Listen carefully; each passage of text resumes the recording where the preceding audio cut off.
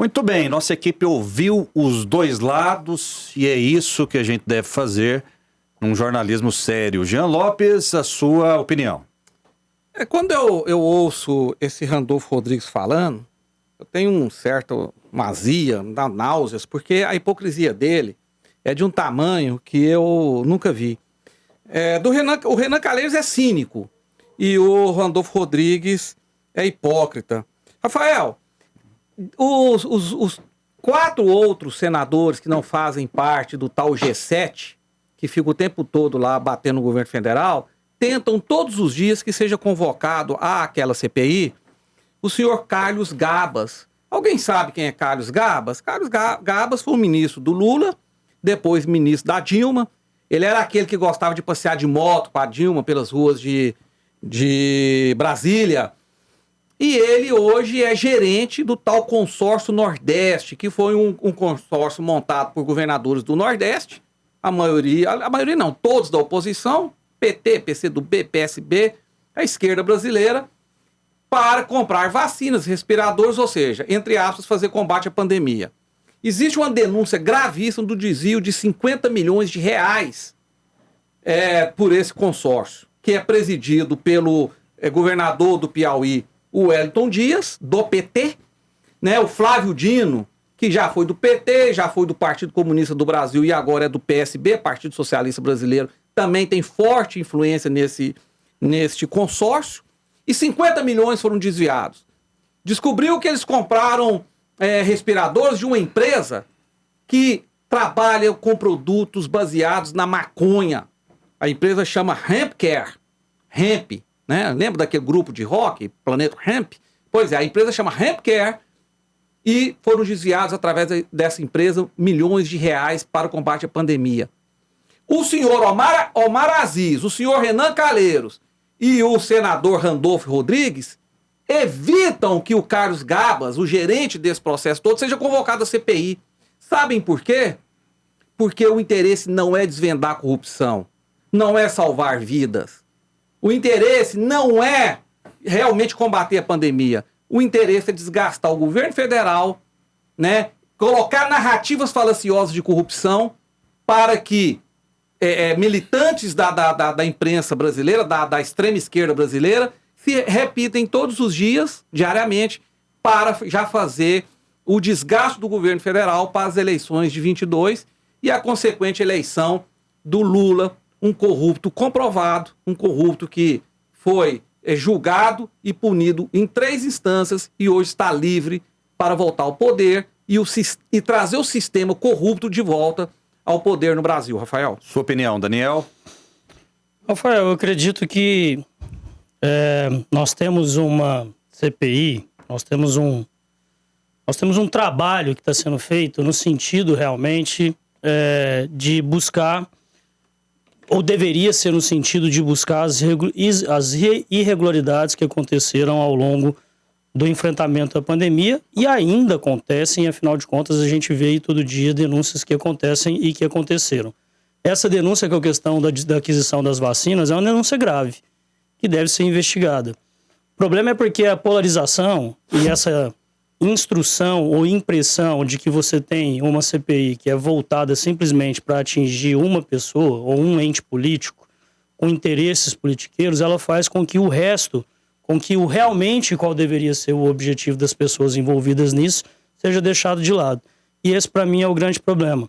A CPI está contaminada para você, então. Enquanto a gente pega enquanto a gente pega uma investigação ou uma acusação grave de que foram negociadas 400 milhões de doses de vacina para o Brasil e que você teria uma propina ou teria um desvio de $1 por vacina aplicada ou por vacina adquirida, você não pode convir comigo que essa é uma denúncia muito grave? É grave, Daniel. De que isso é algo extremamente nocivo, não só ao enfrentamento da pandemia, mas aos cofres. A denúncia é grave. Ao invés de focar nessa denúncia... Tem que ter comprovação, né? Exatamente. Não, primeiro tem que ter corrupção, porque não foi comprado uma vacina, não foi gasto R$1 dessa denúncia, nada aconteceu. Existe uma narrativa que haveria uma propensa corrupção que não existe. Essas vacinas não foram compras, esse dinheiro não foi investido. O crime, ele não tem que ser concluído, Daniel, e você é advogado... Não. Rafael, assim... Ou não? Primeiro, eu não sou... Ou apenas a intenção... Não, primeiro... É no condicional, é no condicional. É óbvio que sim. Apenas a intenção de cometer um crime... Eu não sou especializado nessa área, mas é óbvio que a intenção de cometer um crime é um crime. Se eu tenho a intenção de te matar... Olha só, hein? Se eu tenho a intenção, eu acho que não. Se eu tenho a intenção de te matar e por algum motivo eu não consigo exercer não consigo realizar esse fato, eu continuo sendo culpado da mesma forma. A gente pode ouvir aqui um criminalista. A gente tem que ouvir um criminalista. Obviamente que você tem penas diferentes, dosolimetrias diferentes. Agora, independente disso, eu não estou chegando ao ponto de existir ou não. Eu estou chegando ao ponto de que tem que ser investigado. Cadê as provas? Cadê as pessoas? Né? O que aconteceu? Onde que estão os documentos? Existe algum tipo de documento que comprove isso ou não? Porque o que nós ficamos falando é o seguinte: o senador que preside a CPI é investigado, o relator é investigado, os governistas da CPI se reuniram hoje de manhã num pedido exclusivo, num pedido direto para que defendessem o governo na CPI, para que não deixassem a oposição crescer em cima da CPI. Só se fala da política de maneira... da CPI de maneira política e não no objetivo dela, que é realmente investigar. Você queria que o governo não se defendesse? Porque a CPI foi criada unicamente para bater nele, para criar narrativas. Você queria que ele ficasse omisso, passivo, apanhando todos os dias? Não, eu queria que o governo ajudasse a investigar também, porque a corrupção que acontece é de interesse do governo federal. Se o governo federal... Você quer... Assim, não precisa levantar a voz. Não estou levantando a voz. Você está bem do meu lado. Se o governo federal preza... Se o governo federal preza pela transparência nas suas atitudes, que investigue também, que coloque todos os documentos para serem investigados, que deixe tudo aberto e transparente, para que não haja suspeitas sobre a aquisição da vacina e sobre outras ações. Governo federal investigar crime é coisa de país comunista. Governo não tem que investigar nada. Governo tem que governar, tem que gerir um país. Quem tem que investigar é a Polícia Federal. E ela está fazendo com os governadores. Agora, eu não sou contra investigar a corrupção.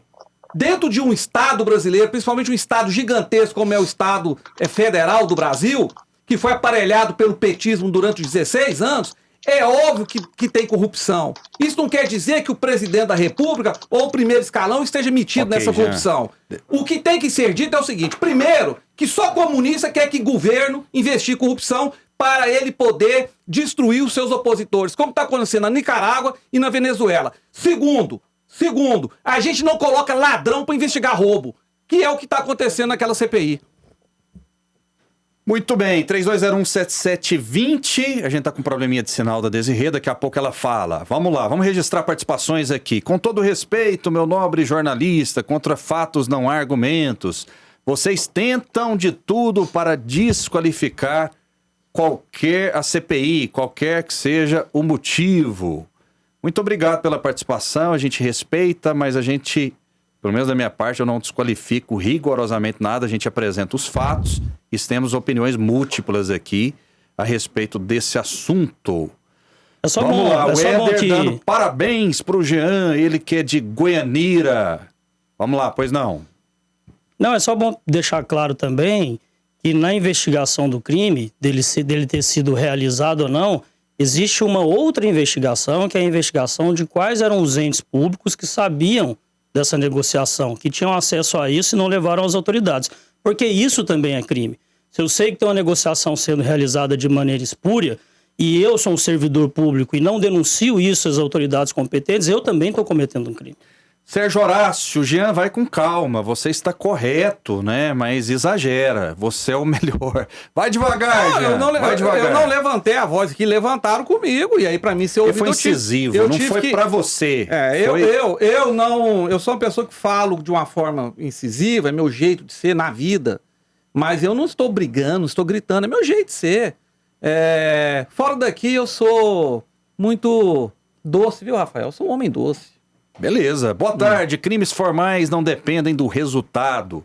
O exemplo do colega advogado sobre matar alguém aí depende de resultado. Ou seja, crime material. Aqui é Márcio Pérez, advogado. Rafael, veja Eu tenho bem. esse entendimento também, porque meu irmão é um dos principais advogados criminalistas de Goiás, talvez do Centro-Oeste, doutor Danilo Vasconcelos, e ele já me falou algo a respeito, né? Depois a gente pode ouvir alguns criminalistas a respeito disso, né? Se existe materialidade. Eu não sou, Rafael, eu não sou advogado, mas eu sou um estudioso, um observador. O que eu acompanho é o seguinte: se você pratica o crime, se você mata alguém, é óbvio que você tem que ser processado por homicídio. Se você faz uma tentativa de homicídio, mas não consegue matar a pessoa, você vai responder por tentativa de homicídio, que tem uma pena menor, porque você não conseguiu executar. Agora, se você planeja um assassinato, mas não faz nada, você não tem que ser julgado, você não é um criminoso. Dentro do pensamento das pessoas, ninguém manda. Eu posso ficar aqui o dia inteiro planejando praticar um crime, mas se eu não tiver nenhuma ação dentro desse crime, eu não tenho crime nenhum para responder. Deixa eu falar uma coisa aqui, vamos voltar para o caso. Vamos lá, se você também.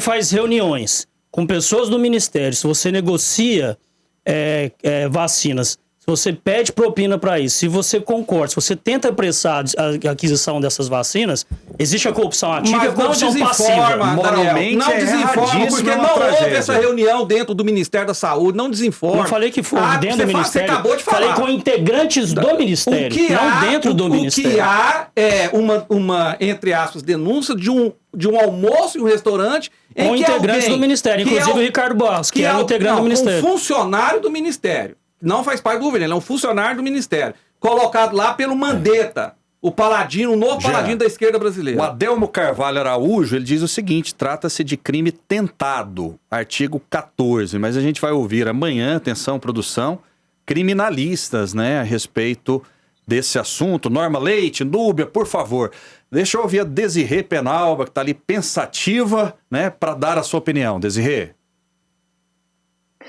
Finalmente, a gente teve aqui um problema técnico, mas ainda bem que a gente voltou antes do final do programa para eu dar aqui a minha opinião. Com relação à questão do direito penal, eu sempre falo, não há crime sem lei anterior que o defina. Com relação ao homicídio, a tentativa de homicídio está prevista no Código Penal, então tem pena para isso. Mas existem alguns crimes que a sua tentativa não seja necessariamente um crime. Então, é necessário ter essa ponderação muito clara. Mas é importante também que todos os que estão nos assistindo, nos ouvindo nesse momento, entendam que a gente não está aqui defendendo o Roberto Dias, de forma alguma. Se ele fez algo errado, que ele de fato seja punido, que ele seja responsabilizado, mas de acordo com o devido processo legal. E não de forma arbitrária, como aconteceu ontem na CPI.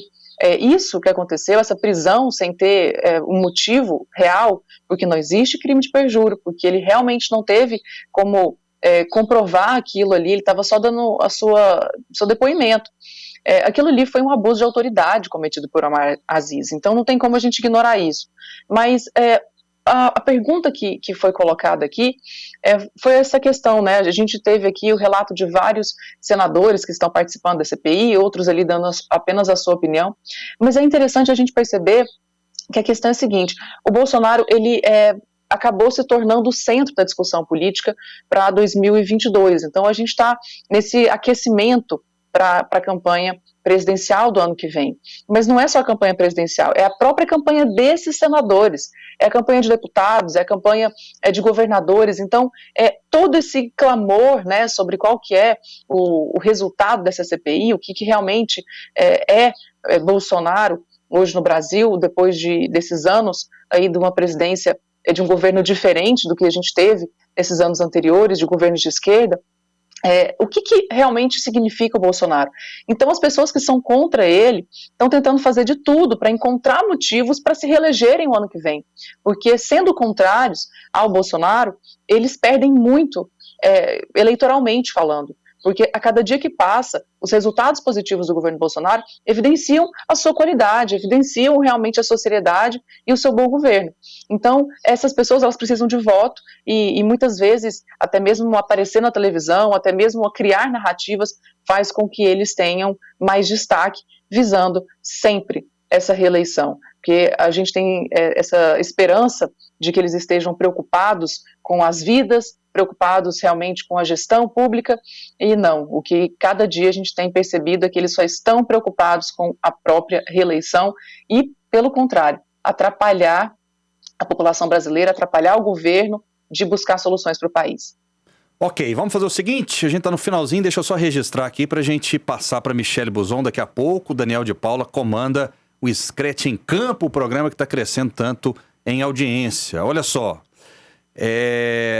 não é possível tanta ignorância jurídica. Jean tem meu apoio. O Jairo, do Parque das Laranjeiras, opinião do nosso ouvinte telespectador. Sobre um crime, até quando há o crime tem que ser provado. Antônio Celso, do Parque Amazônia, obrigado pela opinião. Muito bem. A esquerda brasileira, Rafael, disse que o Lula não foi julgado até a 4ª instância, só em 3, então ele não podia ser preso por isso. Já o pessoal da direita aí, sem nenhum tipo de comprovação de nada, já merece ser enforcado em praça pública. Essa é a narrativa atual, é essa. Ok, boa tarde, Rafael. O Jean e a Desirê defenderam o Bolsonaro. Já teve tanta prova. Vocês não são donos da verdade. Vocês não aceitam. A Eugênia do Caravelas tem 79 anos de idade e a gente respeita todas as opiniões. Parabéns a Desirê por salvar o programa no quesito beleza. Opinião aqui do nosso telespectador. Tá corretíssimo. Acho que ninguém discorda disso. Olha, eu acho que essa mensagem, Rafael, deveria fechar o jornal hoje, não precisa ser dito mais nada. Boa tarde. Eu acho que todo mundo é bonito aqui, a Michele, o Daniel, com certeza simpático, não, o Jean Lopes também tem a sua beleza rústica. Enfim, cada um tem seus méritos aqui. Boa tarde, esse programa é excelente, o Valteir Santiago. A gente tem que rir um pouco também, O Rafael né? entende bem de beleza masculina, ele sabe qual que é a rústica, qual que não é. Mauro Leandro, 43 anos de idade, obrigado pela participação. Mais gente aqui parabenizando, meu parabéns a todos. O Valteir Santiago. Vamos lá, vamos tentar girar aqui rapidinho. Boa tarde, parabéns pelo programa, muito esclarecedor e informativo. Carlos Remington, de Campo Grande, Mato Grosso. Mais participações, como podemos acreditar em uma CPI? Será que ele é parente do Lewis? Não sei. Piloto de Fórmula 1, né? Carlos Hamilton. Pois é. Como podemos acreditar em uma CPI sendo dirigida por um dos maiores corruptos do Brasil, o senhor Renan Calheiros? Concordo plenamente e o Jean até falou sobre essa questão, né? Que um bandido não pode investigar outro. Agora, para um bandido não investigar outro, primeiro, esse bandido que está lá, que é acusado, tem que ser comprovadamente bandido e preso, e segundo, as pessoas precisam não votar nele. Porque a partir do momento em que você acha que alguém é bandido, mas você vota nele e o coloca Povo dentro de Alagoas, no caso, dentro do né? Senado, Povo de Alagoas, e o coloca dentro do Senado com o poder para poder exercer as funções de senador, obviamente que ele tem também entre as suas prerrogativas o poder de presidir, ou de ser relator, ou de ser componente de uma CPI. Por isso que é importante você perceber e observar antes do seu voto. Porque o que acontece aí, esse absurdo que nós vemos acontecer, ele é justificado apenas pelo voto. Ok. O Mário Luiz, de Goiânia, parabéns pelo programa excelente. Com todo respeito, eu não vou continuar a mensagem aqui, mas vamos lá, muito obrigado pela participação. Boa tarde, Bruno do Capela Rangos. Unitizas, abraço a todos os participantes. Pera, o Bruno, eu quero mandar meu um amigo abraço Jean, o poeta, um grande abraço para ele. O Bruninho. Você é poeta, Jean? Sim. Vamos encerrar aqui. O meu ofício na vida é ser poeta, jornalista eu só sou nas horas vagas. Rafael, o Bruno, lá do Capelas Rango, uma casa maravilhosa que eu frequento sempre, é nosso telespectador assíduo. Eu quero mandar um abraço pro Bruninho. O Bruninho que tem uma barba que bate lá no umbigo, viu, Rafael? Maravilha, impressionante o número de mensagens, audiência extraordinária aqui do Jornal Brasil Central. Parabéns pelo excelente programa, nota 10. A Olinda Barreto e Melo. Fábio Salgado também. Jean, você é o melhor. Como pode uma pessoa que junto com ele e sua família toda envolvida com corrupção ter moral para mandar prender alguém? Só no Brasil mesmo, essa CPI é uma piada. O Fábio Salgado. Obrigado, Jean, obrigado, Daniel, obrigado, Desirê Penalba. Daqui a pouco vem aí o Scratch em Campo. Um grande abraço, Desirê. Vou passar agora para Michele Buzon.